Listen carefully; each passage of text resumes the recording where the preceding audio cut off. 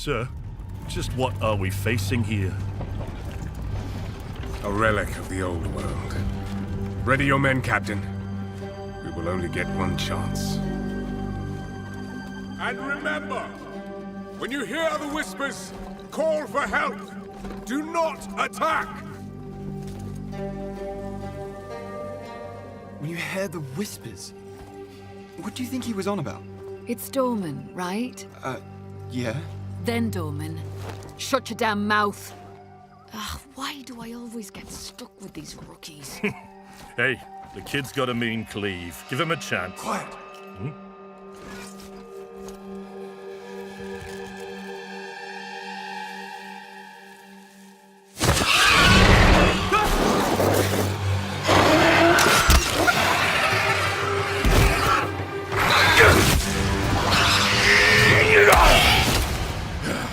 Sullen!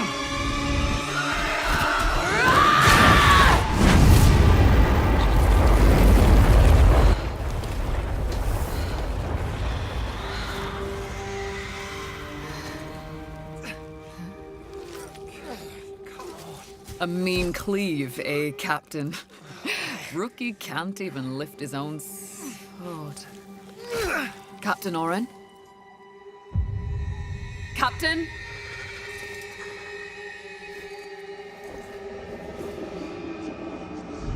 It's here. Rain! Send the signal! What the fuck? Rain! On my back, Rookie! Blade up! Come on, come on! I'm ready! I'm ready!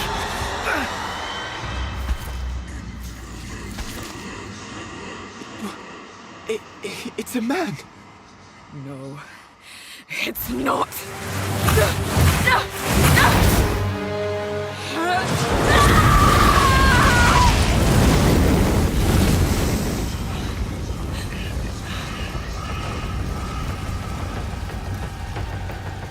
Run.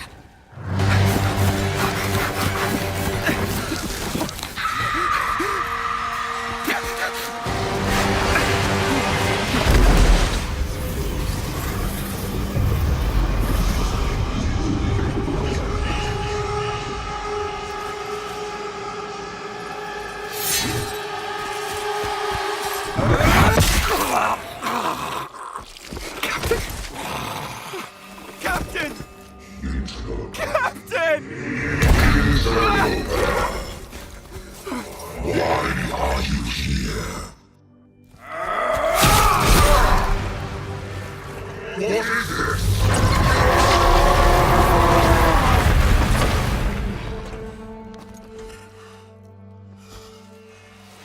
Stop!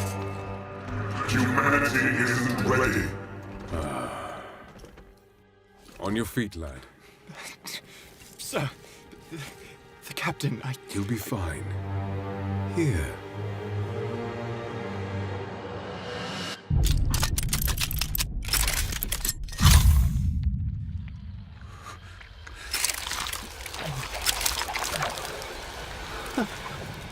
What is this?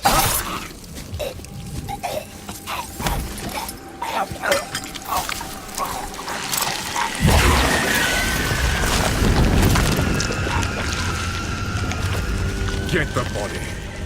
Stop. Mortal. It can still be contained. You don't know what you have unleashed. Your kind no longer control this world. We cannot destroy your body, it's true. But you will watch as we destroy everything you have built. Bind him!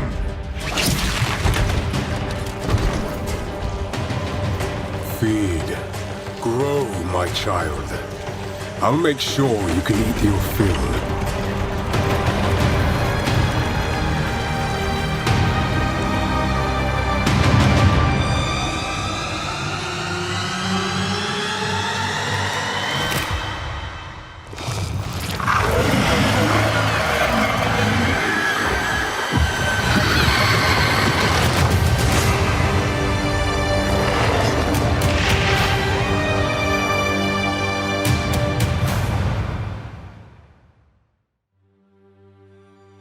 Hi, I'm Jonathan Rogers, Game Director on Path of Exile 2.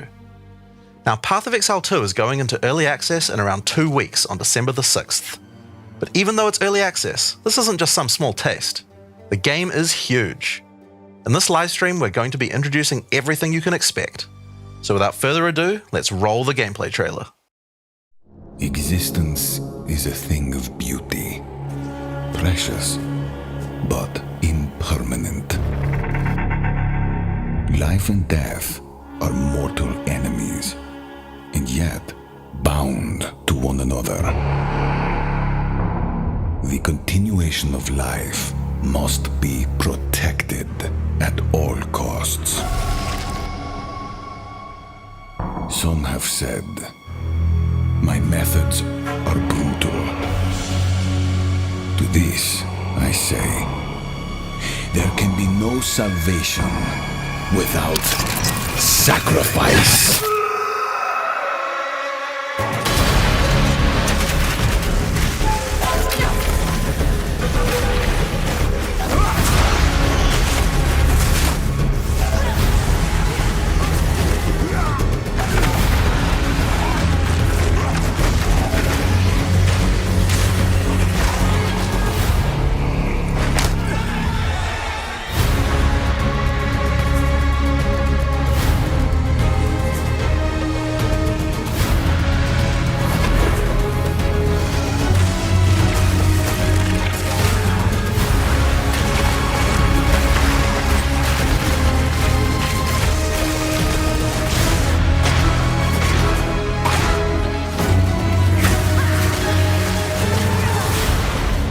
We are faced with the end, and I will do what I must.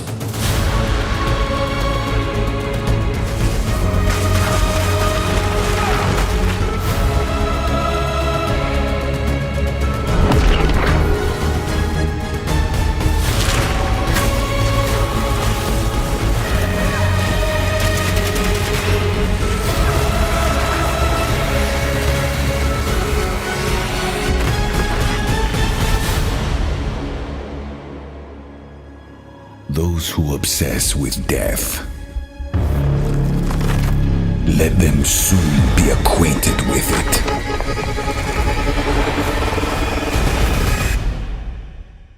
Now, as you just saw, even in early access, Path of Exile 2 is a big game.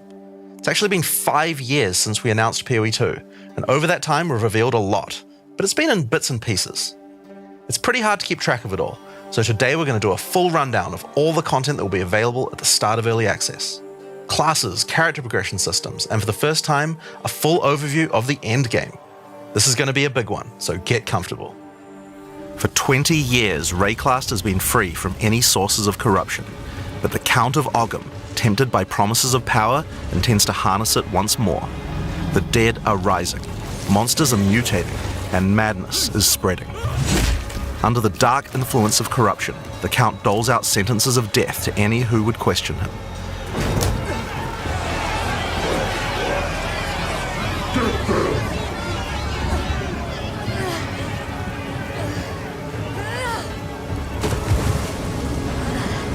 And this is where you find yourself at the start of PoE 2. Explore the dark forests of Ogham, traverse the barren plains of the Vasteri Desert, and delve into the jungle ruins of Utsal, an ancient Vaal city. There are challenging monsters, hidden runes, lost camps and treasures, roaming merchants, and of course, unique bosses. No two areas are the same. It falls to you to track down the seed of corruption, the source of all this devastation. On the way, you'll face fearsome monsters, meet strange characters, forge unlikely bonds, and uncover lost civilizations. But first, you'll need to pick a class. Now, early access will initially have 6 classes available. Let's have a look at them. The Monk is a fast and furious melee fighter. He dashes in and out of combat and has mechanics that involve building up and keeping momentum. Like all classes in PoE 2, you'll want to use a wide variety of skills to mix and match different combos. To get new skills, you will first need to find skill gems. Using a skill gem will open the gem cutting menu, which shows all the active skills available in PoE 2. You can choose an existing skill to level up, or choose to engrave a new one. Since this is a level 7 skill gem, even if you pick a new skill, it will immediately be level 7, so there's no harm in trying out something new. The monk primarily uses the quarterstaff. There are 3 schools of martial arts: lightning, ice, and wind. But don't think you have to stick to just one. The best combos are going to involve mixing elements of all 3. Let's try Killing Palm. Like many monk skills, this can be used to quickly take advantage of a specific situation. If there's an enemy on low life, you can use Killing Palm to dash to them and kill them instantly. This will provide a power charge. Then we can use a different skill to consume that power charge for a much more devastating attack. The monk also has powerful combo skills. Tempest Bell, for example, is a skill that places a giant resonating bell. Hitting the bell causes it to ring, dealing damage to all enemies around it. You can also do things like freeze or shock the bell, which will add elemental damage to the strikes. The monk also has a variety of abilities to empower his staff. If an enemy is close to being stunned, you can use Staggering Palm to punch them down. After that, any attack you do will shoot out wind projectiles. There are 21 active skills for quarterstaves, so this just scratches the surface of the options that you have. By endgame, you'll be dashing from pack to pack, spewing projectiles and obliterating screens of enemies with huge combo attacks. Now, if you like a style of melee that's a little slower but hits much harder, then the warrior is for you. He pounds the ground with big chunky attacks and can shrug off the hits of small enemies with large amounts of armor. Even though the mace slams are slow, you never lose control. Longer attacks can be retargeted as you go, and if you find yourself committed to a long attack, you can dodge roll out of it at any time. Among the skill option for maces, you will find a variety of slams, fire attacks, war cries, and shield skills. Here, I'm going to slam the ground, rending it apart with lines of fire. Any slam skill will then cause these fissures to erupt with lava.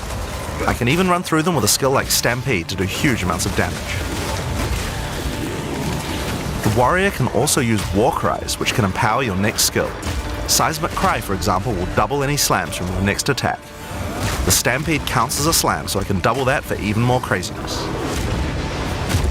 If you want to go a little faster and be a little more defensive, equip a shield. In PoE 2, you can raise your shield at any time to block all damage from the front, even spells.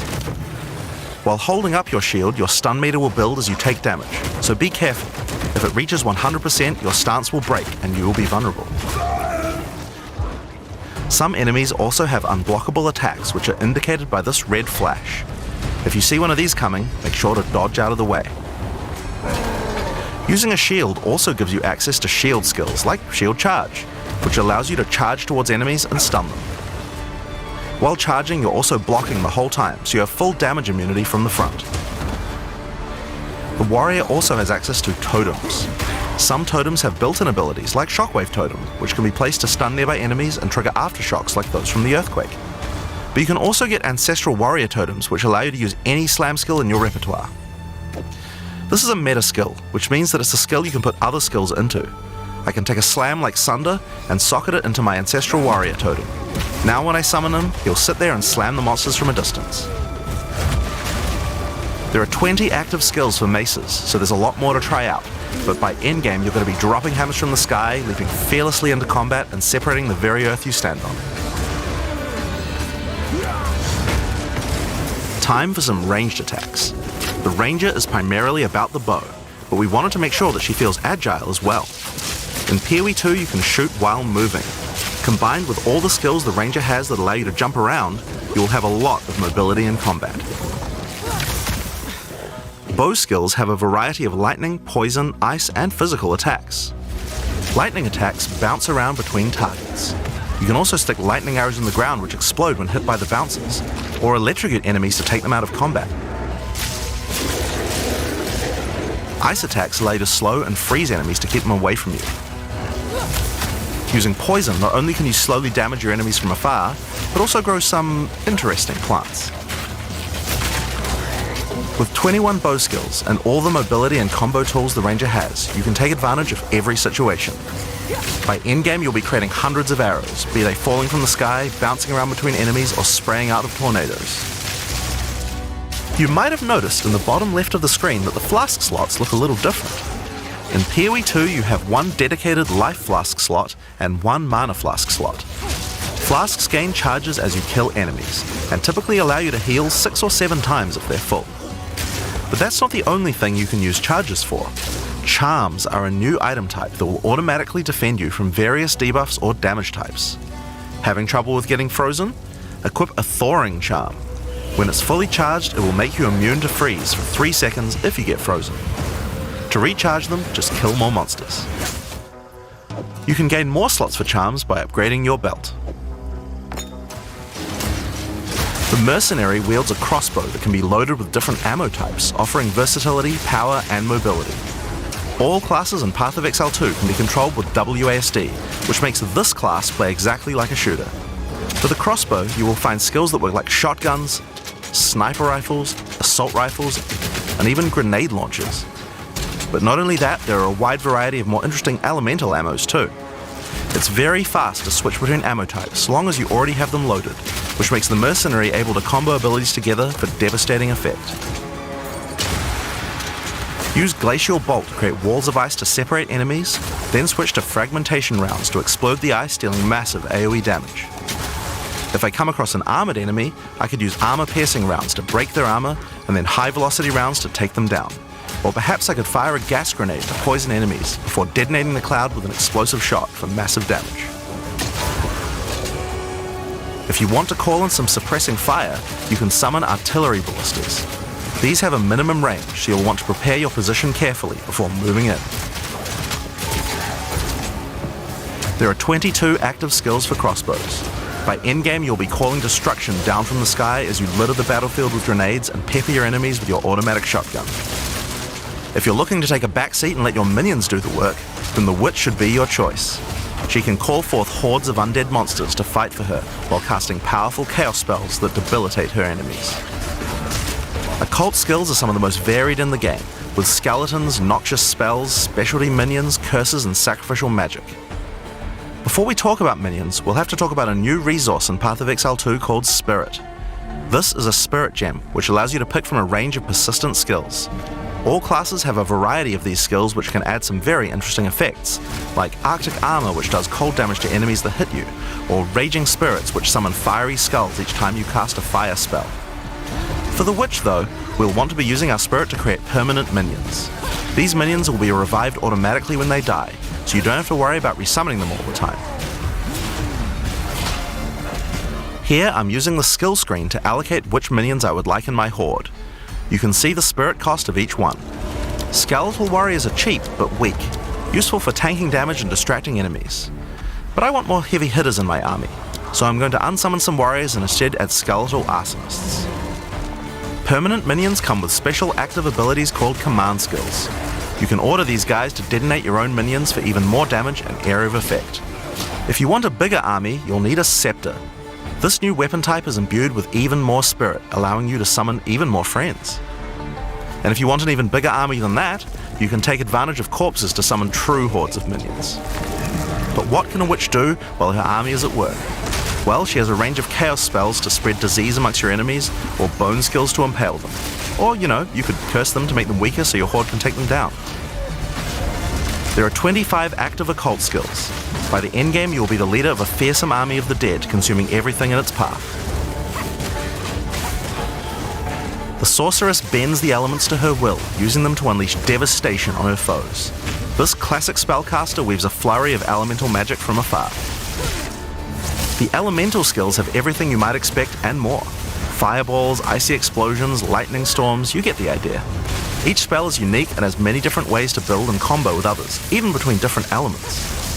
For example, Flame Wall conjures a burning line that not only damages enemies, but also empowers all projectiles that pass through it. If you place a wall and fire lightning sparks through it, they'll gain extra fire damage. It's a good idea to take advantage of the ability to automatically swap weapons when you use certain skills. Having a special staff with bonuses to fire skills and another with bonuses to lightning skills can really power up a combo like this. The sorceress can also take advantage of powerful trigger gems. For example, you could grab the Cast and Ignite gem and use it with Firestorm. As you ignite enemies, a counter will go up in the top left corner. When it's full, a Firestorm will automatically be cast to the enemy that was ignited. There are 25 active elemental skills. By endgame, you'll be firing off projectiles left and right as you rain down elemental storms on your foes. Now, those are the characters that will be available at the start of Early Access, but we will be adding 6 more character classes with just as many skills and options as these. There's a lot more to come. There's one more important thing to mention about skills. Even though we talk about them as belong to each class, in reality there are no restrictions. You can use all these skills on any class so long as you have the attributes. For example, a poison ranger might want to try out using occult curses to increase her poison damage, or a monk might want to trigger elemental ice walls to use with his glacial cascade combo. The possibilities for cross-class combos are practically unlimited. We're looking forward to what kind of things you guys might find. Now, Path of Exile is a game known for build customization, and we haven't even scratched the surface of what is possible yet. So let's talk about support gems. Path of Exile 2 has a system of support gems that can be combined with your active skills to dramatically change the way they work. If you find a support gem, then right-clicking it will open up this screen. Here you will find a variety of recommended support gems for each of your skills that you can pick between. For example, this is a multiple projectiles support gem and can be used to add multiple projectiles to any skill. Normally when you fire a grenade it'll look like this. But if we add multiple projectiles, then you get 3 of them. Once you have the gem, you can also freely move it between any of the skills on your character.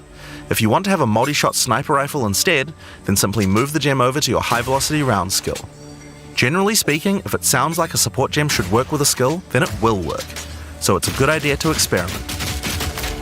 Note that you can only have one of each support gem on your character, so you'll want to think carefully about which supports can be used best with each skill for maximum damage. Now, if you want to stick to the recommendations, you should have a perfectly good time. But if you want to experiment a bit more, then uncheck that recommended button and you can see the full list of supports that will work with your skill. There are hundreds of support gems to choose from, and even we don't know the results of all the possible ways these can interact. Each skill can have up to 5 supports socketed into it, and if you're clever you can come up with some pretty interesting ideas. Now all of this is just scratching the surface. You can make frost vortexes, break people's armor, make minions explode, make skills repeat, make enemies set each other on fire, cull enemies or pin them to the ground. Supports let you drastically change the behavior of your skills and create your own unique build, or at least follow someone's OP build guide. So, speaking of builds, let's talk about one of the most iconic Path of Exile systems, the passive skill tree. Yes, it's huge. There are over 1,500 nodes on there. Now a lot of people open the tree and can get a little intimidated at first, but try not to be scared. There are lots of options, but at its core, it's pretty simple. Each level you get 1 point to put into the tree. Each class starts at a different location, but they all share the same tree. Around your section of the tree, you'll find relevant bonuses for your character. You should be safe in the knowledge that there aren't many wrong choices here. Almost all the starting nodes will be useful for your character in some way. But if you do happen to make a choice you regret, you'll be able to respec any nodes you've taken by spending a little bit of gold.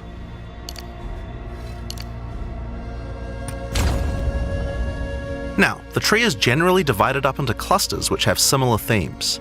In each cluster you will find small nodes that give simple bonuses like increased damage, but the real power comes from notables. Notables normally have much more interesting bonuses, and they tend to care a lot more about how your build works and what skills you're using. For example, in the mercenary area of the tree, this one gives a 25% chance for crossbow skills to not consume a bolt. And here's one that gives grenades a chance to blow up a second time. This one gives a chance for projectiles to rebound off terrain, as well as giving you some pierce chance to make that more likely. Note that even though this is in the mercenary section, this would work with projectiles from all classes, so there are often reasons to go to different areas of the tree. In order to get between these clusters, you will generally have to allocate nodes in the attribute highways. Attribute nodes allow you to pick which attribute you would like to use, so it's very easy to get points for any attribute that your gear might need. You can change which attribute these nodes give you for half price at the respec vendor. In addition to notables, you will also find even larger passives called keystones. Keystones have both an upside and a downside, and often require changing your entire build to design around them. A great example is Giant's Blood, which allows you to wield 2-hand weapons in a single hand, but doubles the attribute requirements of them. You can use a 2-hand mace with a shield, or even dual wield them. how about Mind Over Matter, which makes all damage go to your mana pool first before your life pool, but you lose 50% of your mana regen. Skills like these can be tough to build around, but if you're up for the challenge, they can be very rewarding. As we showed you earlier on the Sorceress, you can swap between weapon sets on the fly as you use certain skills. One of the new features in Path of Exile 2's passive tree is that you can choose to have your passive tree change as you switch between weapon sets to take advantage of specific bonuses on the tree. For the Sorceress, you might want to change between fire and lightning specialization. Or you could switch between one-hand and a two-hand setup in order to be able to block boss attacks while following up with heavy hits from your bigger mace. Or perhaps you could have a full curse setup on your witch to debuff enemies before switching to a chaos degen build for maximum damage. If you want to stick with just one weapon set, you can just use these specialization points as bonus points to invest however you like, but creative players will find plenty of opportunities with this system. You can get weapon specialization points throughout the campaign from optional bosses and quests. For example, if I manage to defeat the Crowbell, I'll get a weapon specialization book. There are lots of other permanent boosts available from the campaign too.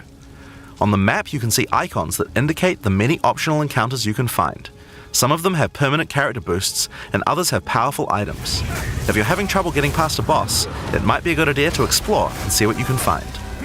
For example, if you defeat Blackjaw the Remnant, you'll gain a permanent increase to fire resistance. One of the most important finds are spirit bonuses. You can find the first one here in the canopy in Act 1.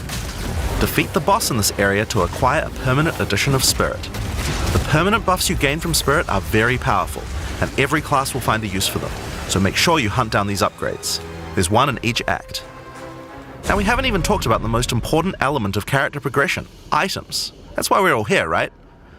Items in Path of Exile can be broken down into 4 rarity groups: normal, magic, rare, and unique. One of the things you're going to want to do as you play through the campaign is upgrade the items you find, and you can do that with currency items. An Orb of Transmutation will allow you to upgrade a normal item to a magic item with 1 mod. You can then apply an Orb of Augmentation to add a second mod, then use a Regal Orb to add a third mod, and upgrade it to a rare.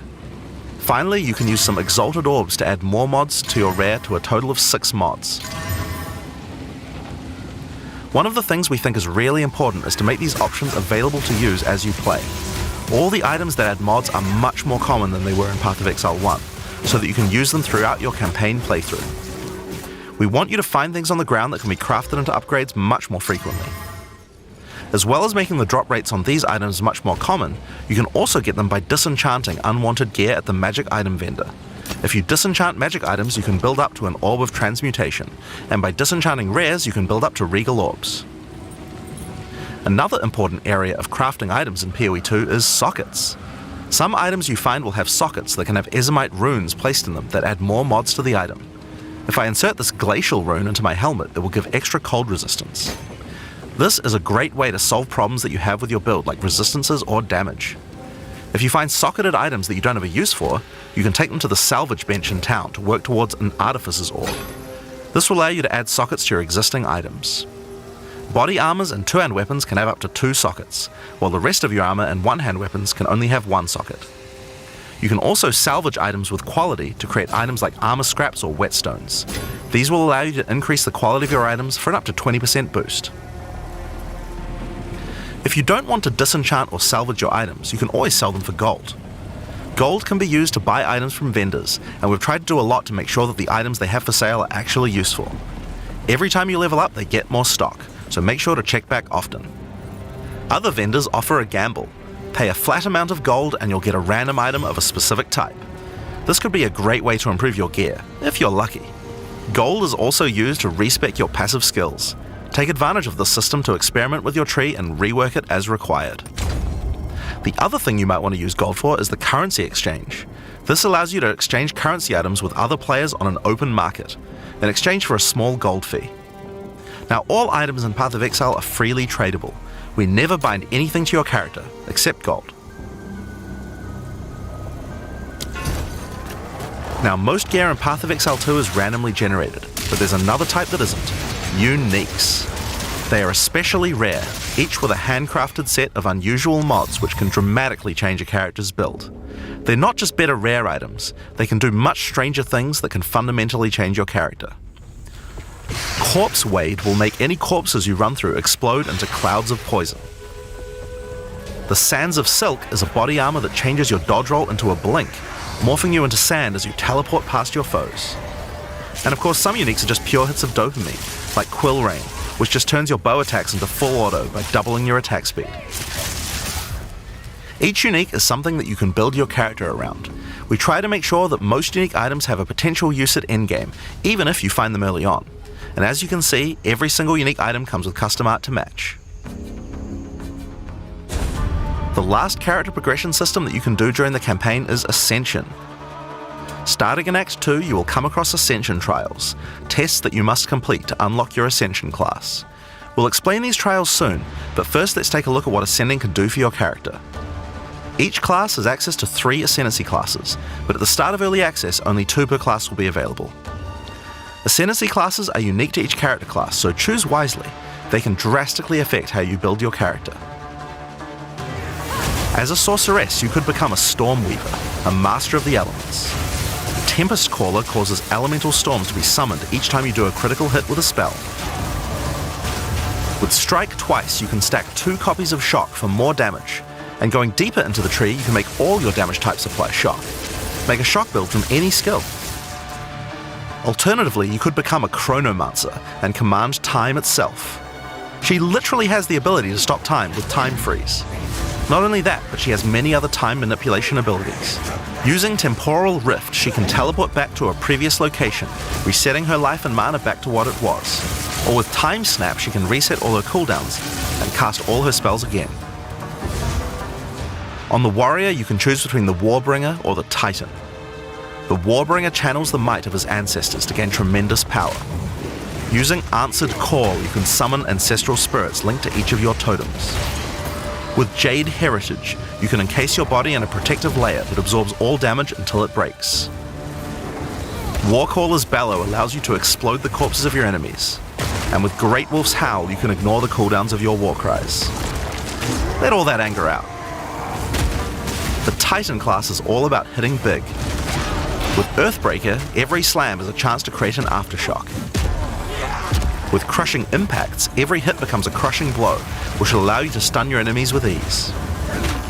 With Surprising Strength, you can take advantage of stunned enemies to deal 40% more damage. As a ranger, you might choose to be a Deadeye, an expert markswoman who can take down foes with style. With Endless Munitions, every attack gains an extra projectile. With Gathering Winds, she gains a small increase to movement speed with every attack, but be careful, she loses them when getting hit. With Eagle Eyes, she will never miss, allowing you to stop wasting all those passive points on accuracy. Alternatively, you could become a Pathfinder, the master of flasks and poison. She can choose from one of several throwable concoctions, allowing her to spend her flask charges to throw explosive bottles that deal various types of damage. A bleeding concoction will make your enemies bleed, while a fulminating one can shock your enemies, allowing you to do extra damage. Contagious Contamination allows her to spread poisons between her foes, while Overwhelming Toxicity doubles the number of stacks they can be infected by. Running Assault allows her to move much more quickly while firing, while Relentless Pursuit makes her totally immune to being slowed by enemies. The Witch can ascend into the Infernalist or the Blood Mage. As an Infernalist, she can summon a loyal Hellhound companion. The Hellhound sets enemies on fire, as well as taking a percentage of the damage if the Infernalist gets hit. With Pyromantic Pact, you can turn your mana into Infernal Flame. As you cast more spells, the flame builds up, and if it overflows, you'll take damage. Using Bringer of Flame, you'll want to make sure you keep the flames topped up.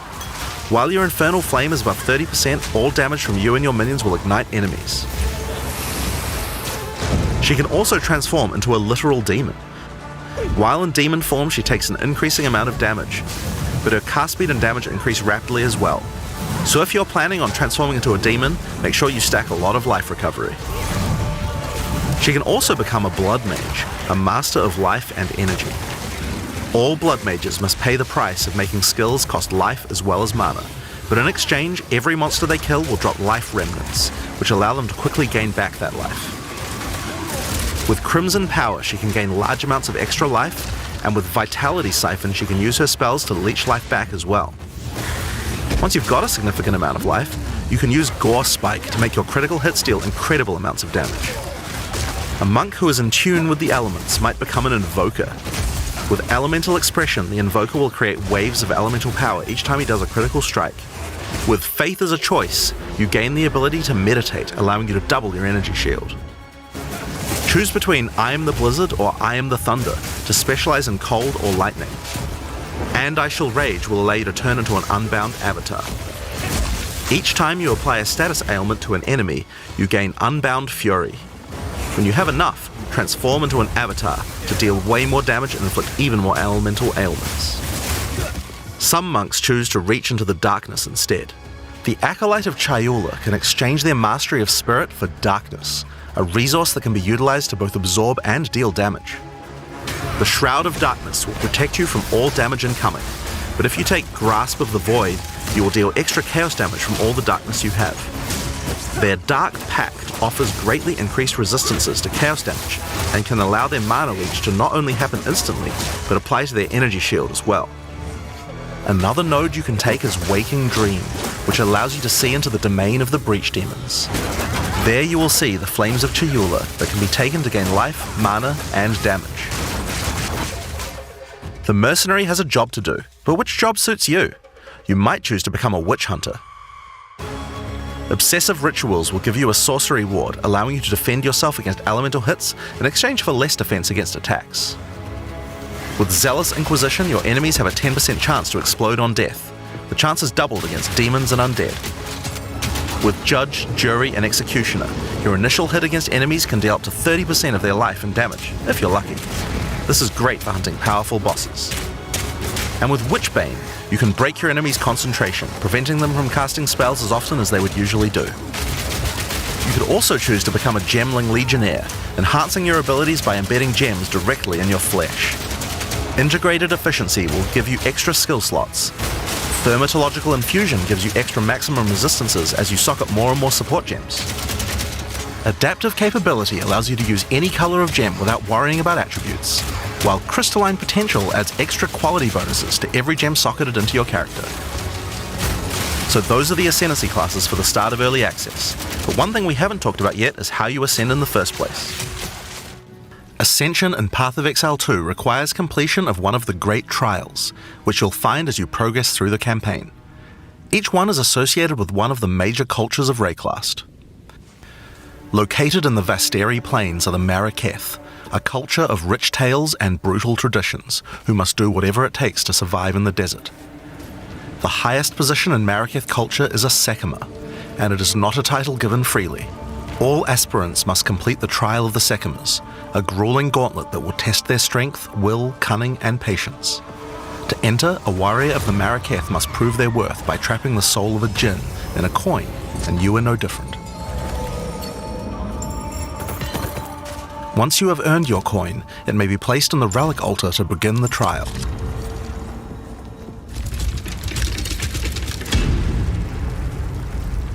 In the Trial of the Sekimas, each room has its own challenges to overcome. In this room, each rare monster you kill will send its blood to the chalice in the center of the room.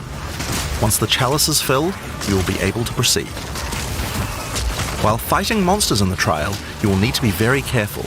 Each hit will not only hurt you, but will damage your honor. The monsters are well telegraphed, so that you can avoid their attacks, but if you run out of honor, you will fail the trial and need to find another coin in order to try again. It is a good idea to make sure that you are well prepared before challenging the Trial of the Sekimas. After each room you will be rewarded. In this case, you have been given a key that can be used to unlock chests later in the trial. Once you have claimed your reward, you will be shown a map of the rest of the floor and may choose how you wish to proceed. Which challenges would you like to face, and which rewards do you want to claim? Some rooms are more dangerous, afflicting you with debuffs that will persist for the entire trial.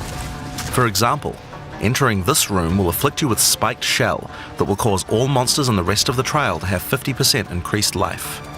You will want to take care if you choose such a path. There are many different challenges and rewards as you journey through the trial. Deadly traps, waves of monsters, and strange artifacts will test your honor. As you progress, you'll be able to gain boons from the Jinn, which will help you on your journey. For example, the Sekama's cloak will revive you once if you die, giving you a second shot at a run. One of the rewards you may find is sacred water, an extremely valuable and treasured resource to the Jinn and the Maraketh.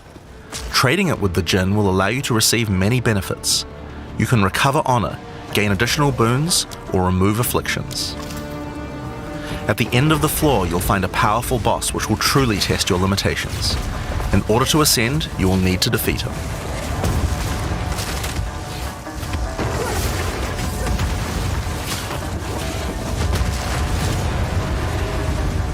Having defeated the boss, you've earned the right to ascend. But first, the loot. The keys you have found may be used to open the various treasures in the vault at the end of the floor. We only have a single bronze key, so we'll just have to open one of these small chests. If you want to open the better ones, you'll need silver or gold keys. Let's use the Altar of Ascendancy.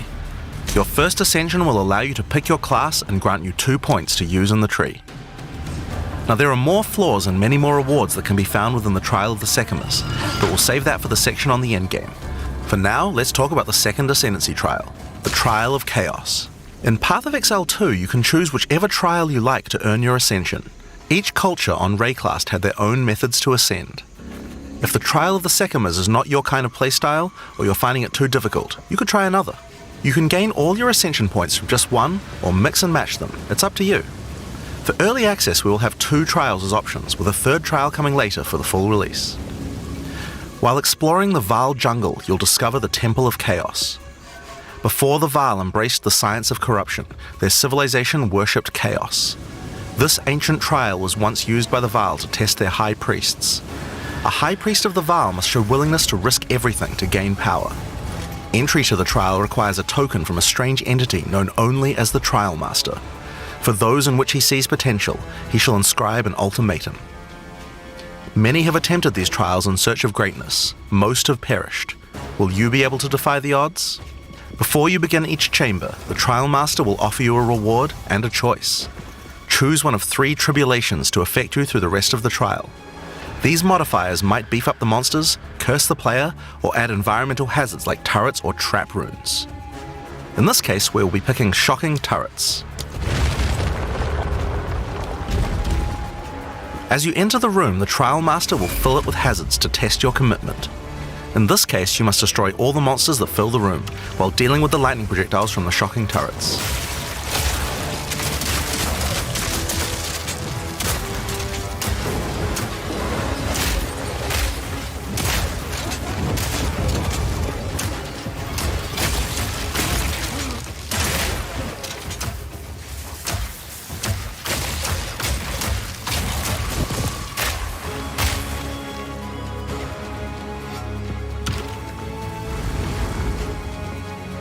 After each room, you will need to make a choice. Take the rewards you have earned so far, or go double or nothing. Increase your rewards, but take on more risk. Each tribulation you add is minor on its own, but they quickly stack on top of each other and can become overwhelming. There are many types of chambers in the trial. Each will test your resolve in different ways. This one simply requires you survive for a certain amount of time. Another requires you to escort the stone idol through the level as elevators full of monsters descend to attack you. Should you be able to get through the first 3 chambers, you will face your first boss. The order of the bosses is random, and combined with the tribulations you have selected, the fight will never feel the same. After defeating the boss, you may claim your rewards.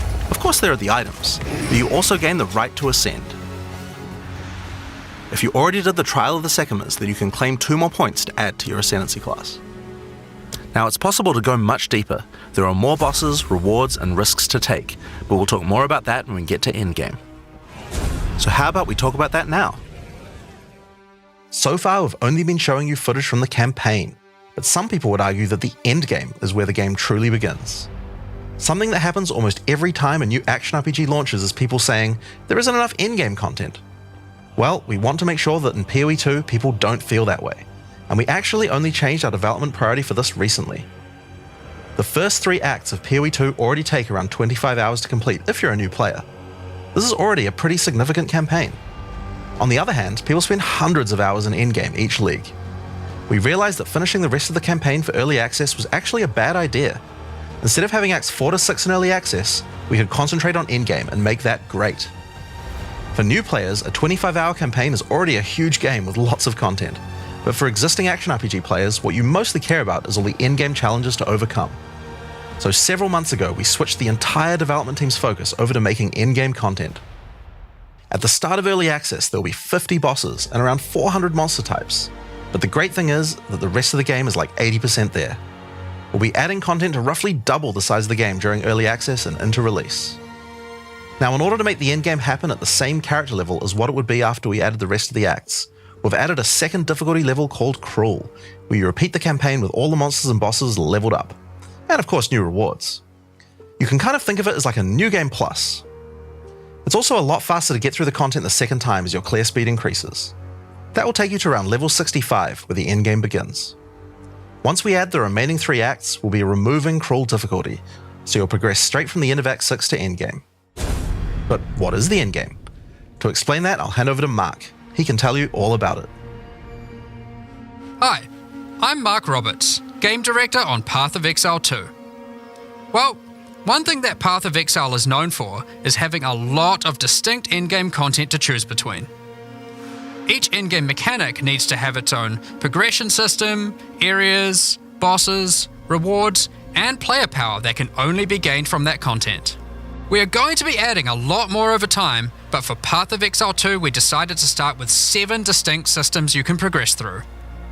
This is the Atlas, and it serves as the core of the endgame for Path of Exile 2. It's infinite and expands in all directions. Now, we are not going to spoil the plot too much here, but corruption from the beast has blighted the land, and your objective is to help fight it. In the center of the Atlas you will find the Ziggurat, a temple in which the Vaal research the fundamentals of space and time. Here, we can open portals to nearby locations and begin cleansing corruption and finding resources. In order to power the portal device, we will need waystones. Each waystone has a tier which will determine the level of the monsters that you will face. To go to an area, simply click one that is adjacent to an area that you have already completed. Insert the waystone and click Traverse. Portals will open, allowing you and your party to travel to the area you have selected. All the areas in the endgame feel distinct from the locations in the campaign, and we have dialed the randomization up to 11.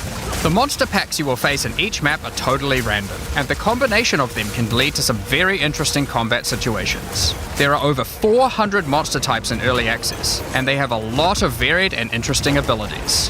Depending on which combinations you face, you might find some serious challenges.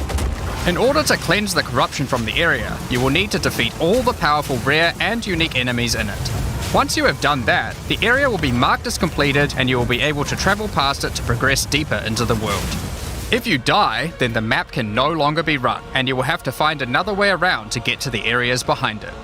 There are also all kinds of other random encounters you might run into as you play maps. One such encounter are precursor artifacts. These are ancient, corrupting monuments that irradiate the monsters around them. The monsters that feed off the corruption are drawn to their power. If you defeat the monsters and cleanse the artifact, you will get a powerful temporary buff. Some of the buffs make you faster, others rain lightning or fire around you, and some even give you increased experience or help you find better items. You can also find strong boxes. These enigmatic chests guard piles of treasure, but are always a trap. Monsters lie in wait to attack you the moment you open it, and the boxes often have mechanisms to unleash powerful spells or dangerous debuffs. There are different types of strong boxes containing different items, and you can even use your currency items to craft them on the fly, so you can optimize the contents. But be careful of opening one you can't handle.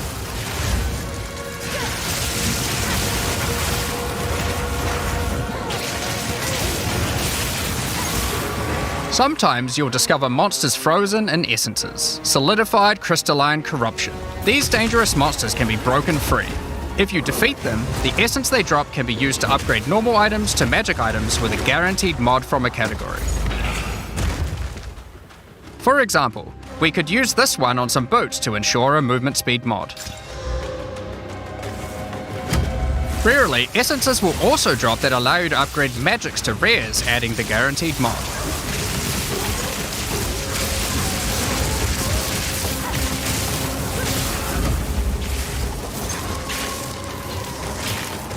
This is incredibly powerful since it allows you to get a second deterministic mod in your crafting projects. Combining these with the currencies that are commonly found in Rayclast for modifying items, and we can get a very nice pair of boots indeed. Waystones, like all items, can also be crafted using your currency items. Adding prefix mods will improve the rewards, while suffix mods increase danger. The more dangerous a map is, the more waystones will drop. Adding mods to your waystones is key to progressing to higher tiers and sustaining them, but it will require you to take on larger challenges.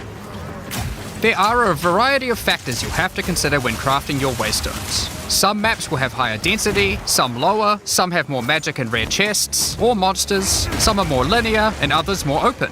Make sure you explore and think about what makes certain maps good if you want to maximize your returns. As you cleanse corruption from higher and higher tiers of the Atlas, you will gain points that you can spend in the Atlas tree. This tree allows you to juice the danger and rewards of all areas in the endgame. You could increase the number of monsters, the number of rares, the number of precursor artifacts or strongboxes, even the quantity of item drops. As you explore the endgame world map, you'll notice various different biomes, from snow-capped mountains to dense jungle valleys. Most maps are restricted to certain biomes. As you continue to explore deeper into the Atlas, there are all sorts of things to discover. These cities are constructed by different peoples of Rayclast, and have specific items that can be found there. These strange structures marked on the map don't appear to do anything for now. Perhaps you'll work out how to use them later. You might find unique maps like Untainted Paradise, an undisturbed island full of beasts that give an extreme amount of experience. You may even find a lonely man just enjoying his retirement who will give you a unique item for free. In addition, you can find special areas that would make a good spot to set up camp. Clear these areas of their hostile inhabitants, and you'll be able to claim them as your own hideout. You can decorate your hideout as you see fit and invite various NPCs to join you there to create your own personal base of operations.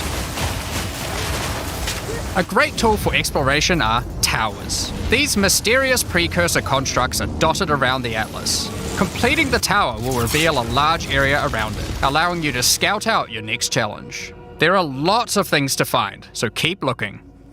Some sections of your Atlas are influenced by corruption. This adds extra modifiers to the maps in the region, increasing difficulty and rewards. Here, slaying monsters in close proximity to each other will cause the vestiges of corruption within them to merge together, forming powerful and grotesque abominations.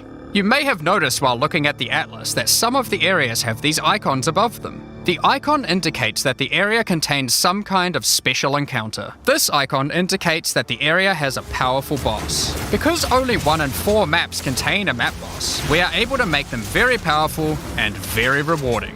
These bosses come from the campaign, but have had their difficulty increased with changes to AI and some of their abilities. It's worth noting that because you can see where the bosses are, you can choose to take them on or avoid them. If you do choose to hunt bosses though, then you will be rewarded with special points for the boss hunting section of the Atlas skill tree. The points here will allow you to specialize in boss killing, giving you much greater rewards for defeating them.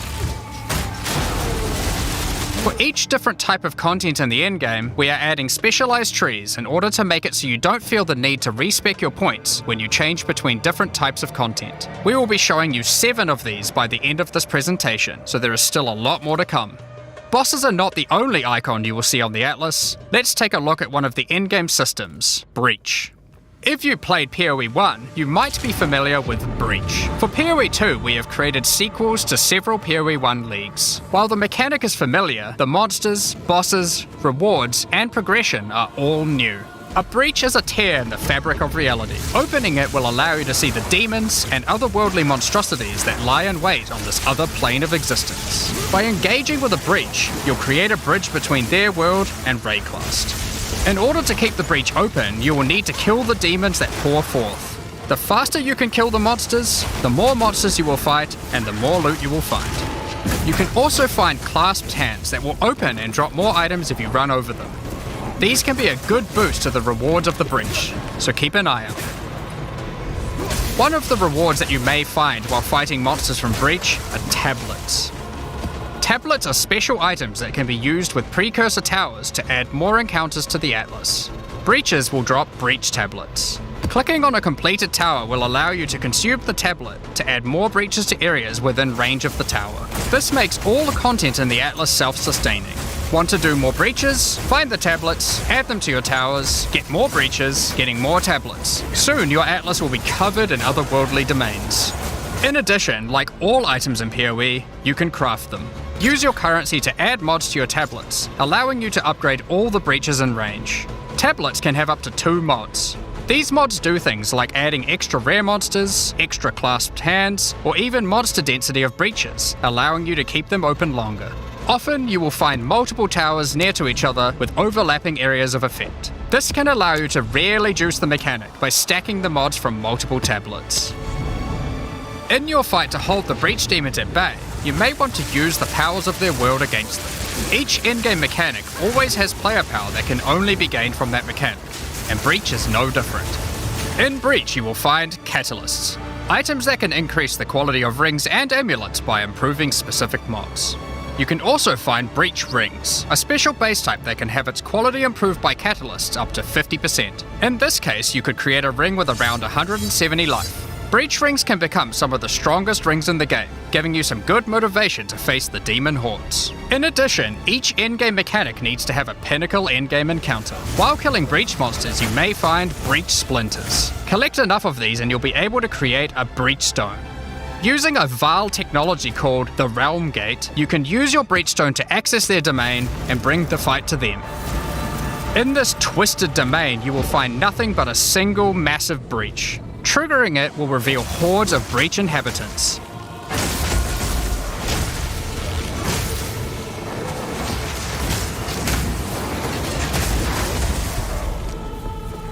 And should you be fast enough, you will be able to fight their leader, Zesht. We that are one. We that dreamed. We in nightmare. We that are one. Fate relies truth.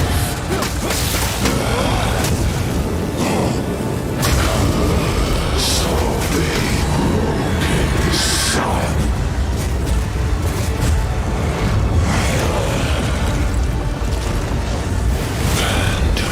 This is just one of the pinnacle encounters of PoE 2. We won't be showing the rest of them, so you will have to discover them for yourself.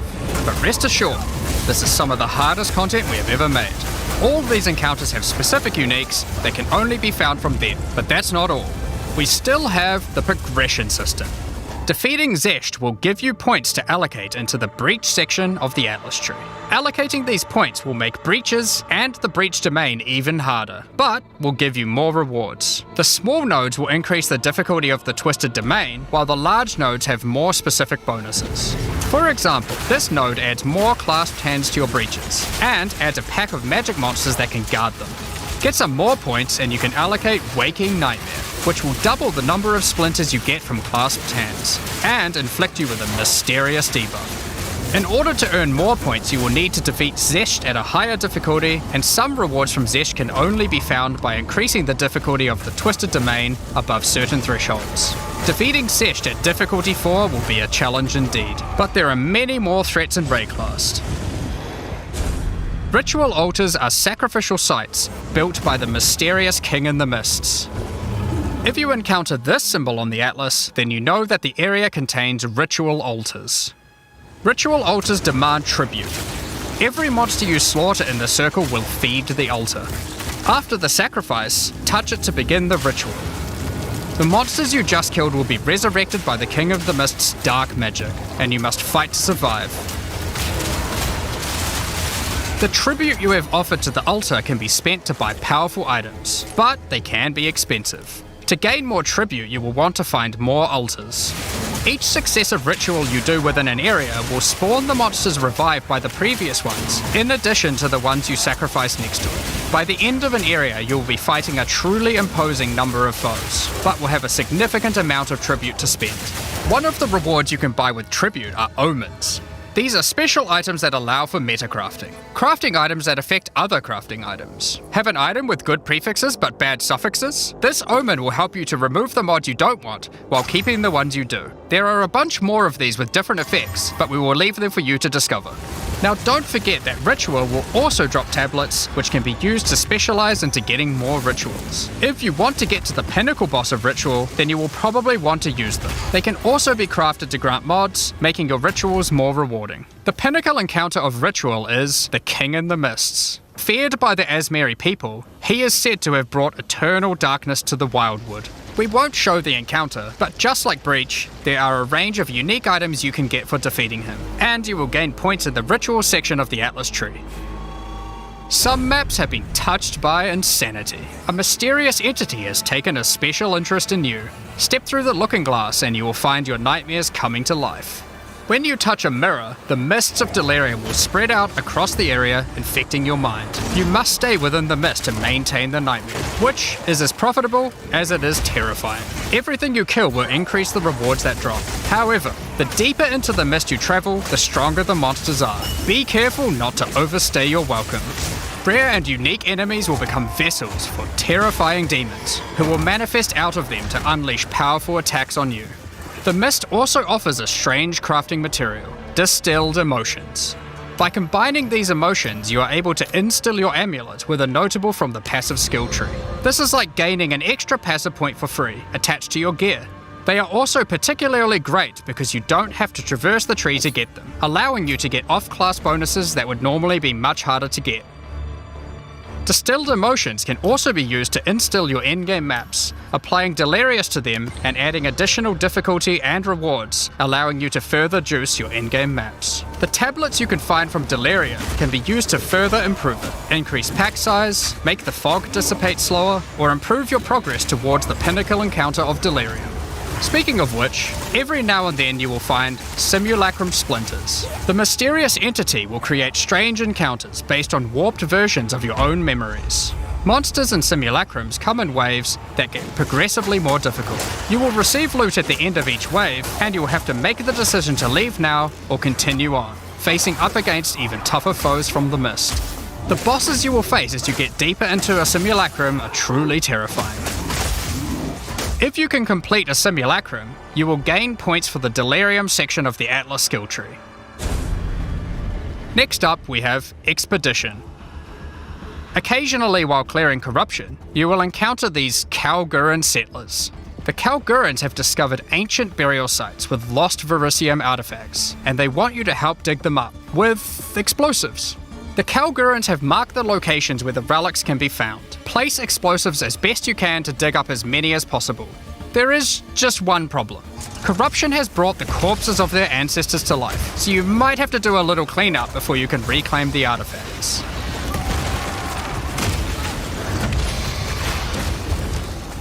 You can also find remnants, the destruction of which will further anger the restless dead. Each one you blow up will make the subsequent monsters more powerful, but also more rewarding. Danig, Rog, Tujin, and Gwenin will exchange the artifacts for useful items and runic magic. You can also find tablets to increase the number of expeditions and the rewards.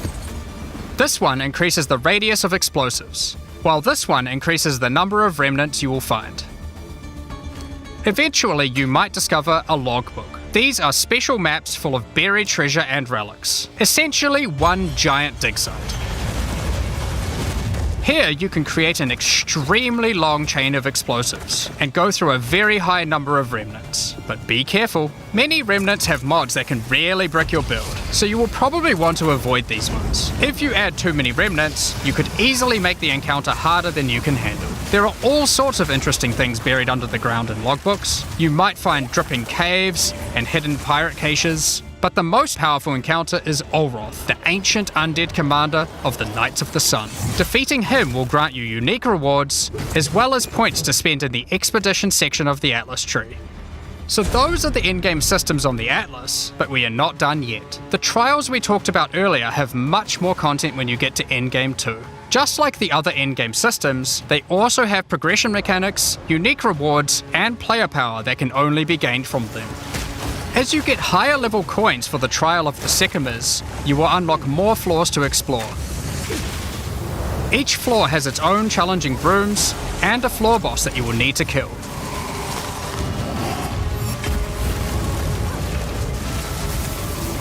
There are 4 floors in total, leading to another pinnacle boss at the end of the last floor, which can only be accessed at endgame. The Trial of the Sycamores is where you'll find jewels, which you can socket into your tree.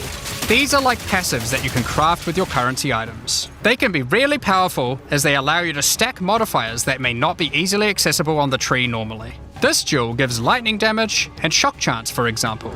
There are quite a few jewel sockets on the tree, so it's possible to gain a lot of power here. There are also other types of jewels that don't provide any bonuses themselves, but affect other passives surrounding them. This jewel increases the effect of small nodes in radius by 25%. With careful placement in the tree, you could get a significant amount of power from it. There are also unique jewels available with very interesting effects, but you will have to find those for yourself. In order to push further into the trial and uncover the secrets of the Marraketh, you will want to take advantage of its progression system, relics. Relics are items that can be placed in the relic altar as you start the trial. They give special bonuses that affect the trial, making it easier and increasing its rewards. Of course, you can craft these with your currency items, making them even stronger. If you can complete the entire trial overcoming all 4 floors, the final boss will reward you with one of many unique relics. These relics will be consumed when used on your next run, but can reward you with unique and powerful items. For example, this is the Last Flame.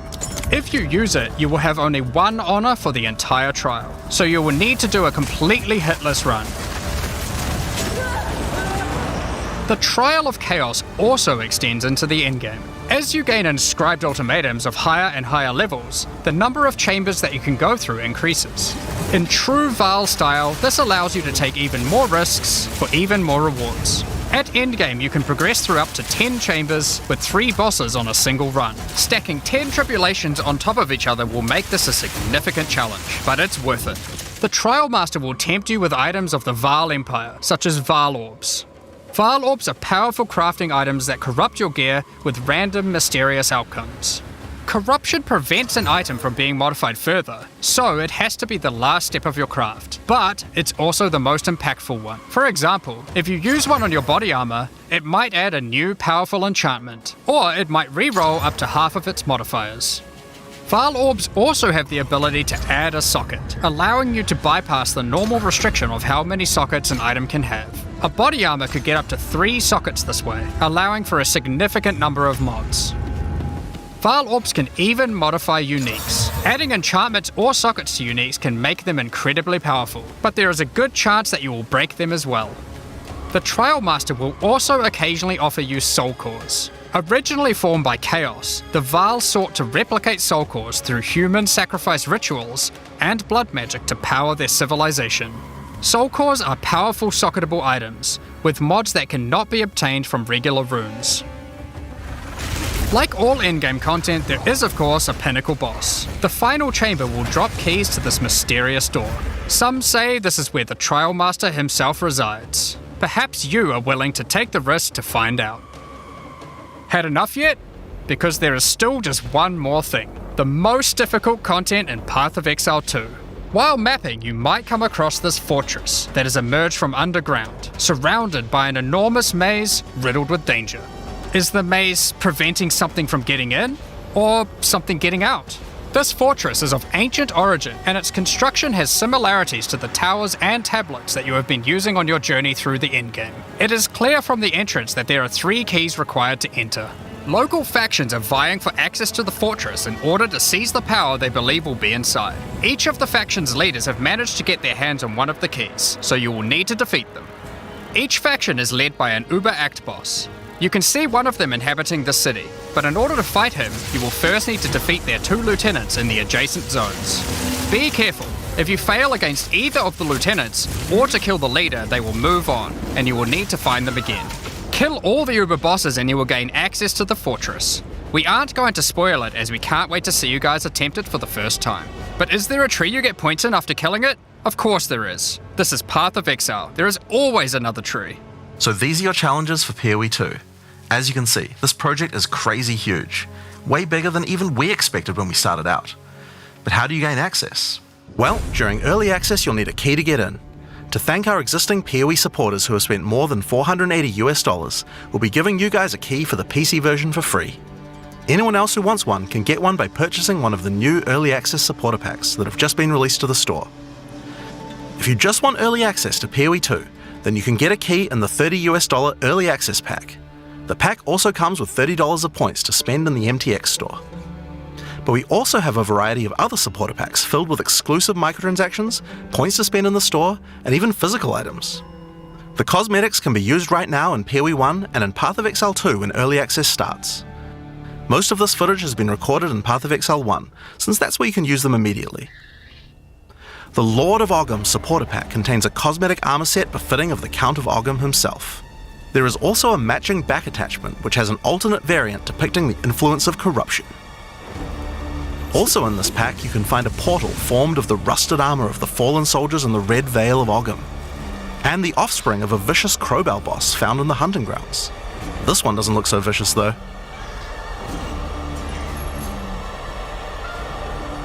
On top of that, you'll receive the Iron Count's Y-hander to apply to your one-handed or two-handed swords. For those who are wanting to decorate your hideouts with fond memories and tales of Path of Exile's history, you will also get a series of hideout statues. This pack contains the statue of Hillock. For Path of Exile 1's closed beta, each pack contained a true New Zealand icon, the Kiwi. Following this tradition, all packs in this series will also contain a new themed Kiwi pet.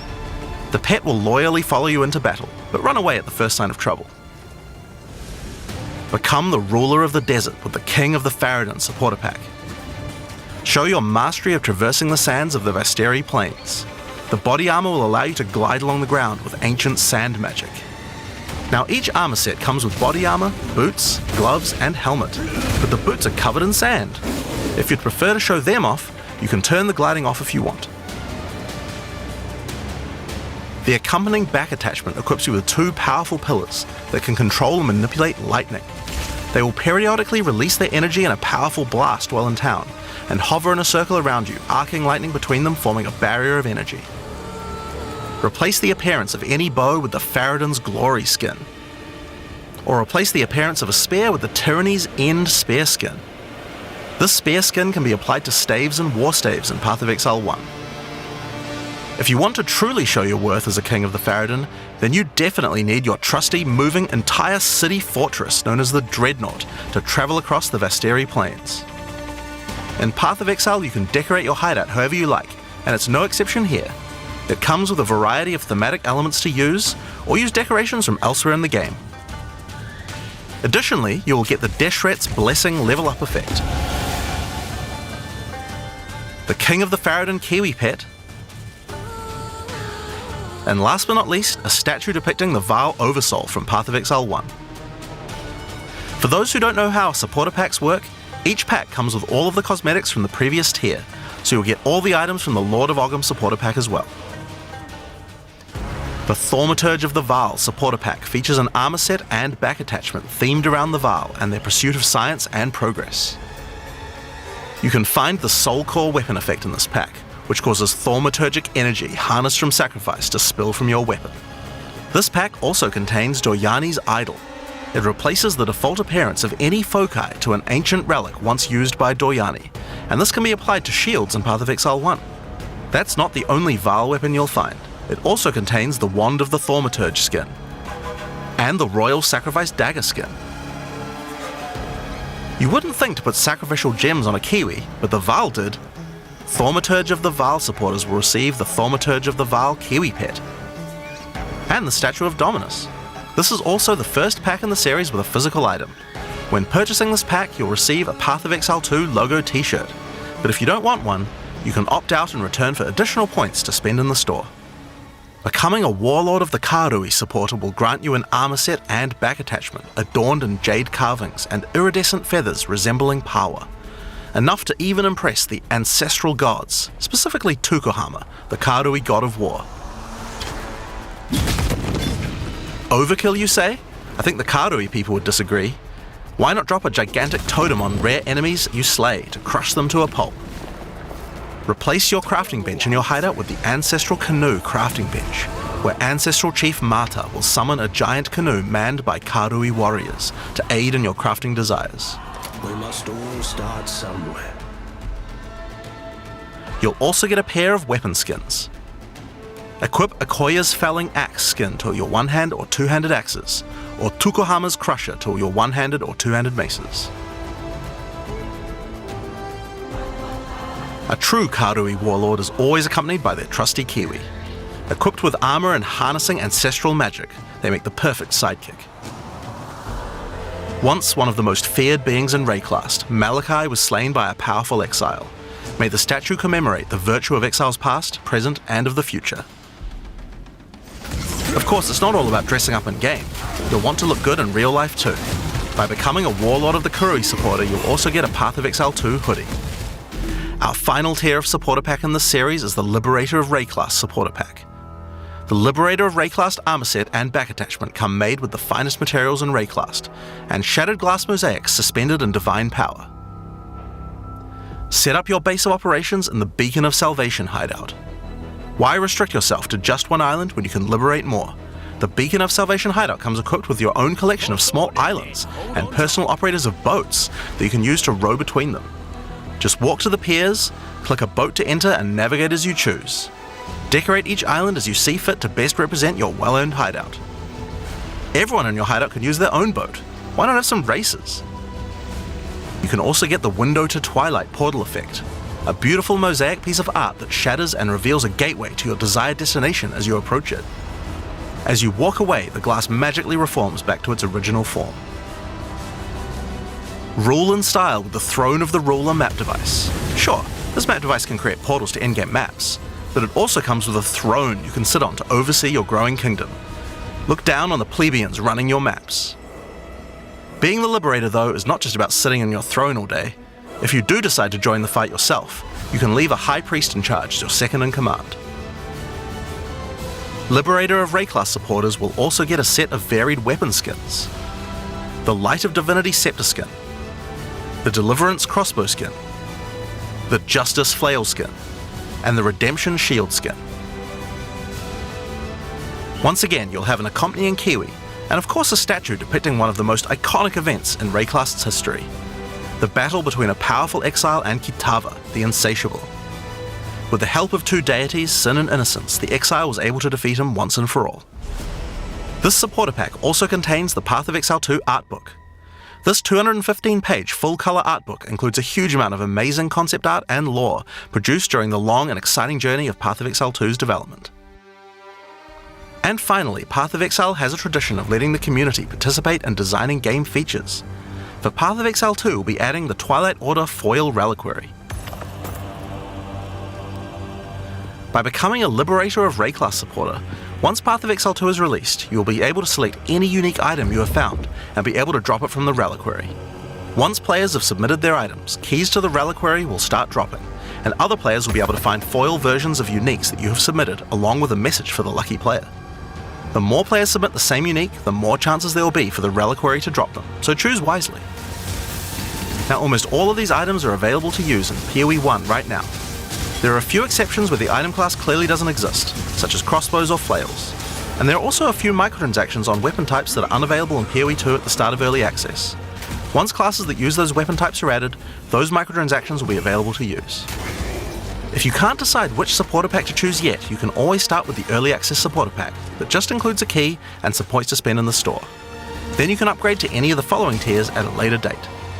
These supporter packs will be available for purchase throughout early access. We'd really like to thank you for your ongoing support. Without you guys, Path of Exile 2 could not have happened. Now, I'm sure you guys have a lot of questions. Stick around, because coming up next, we have a live Q&A with Ziggy D.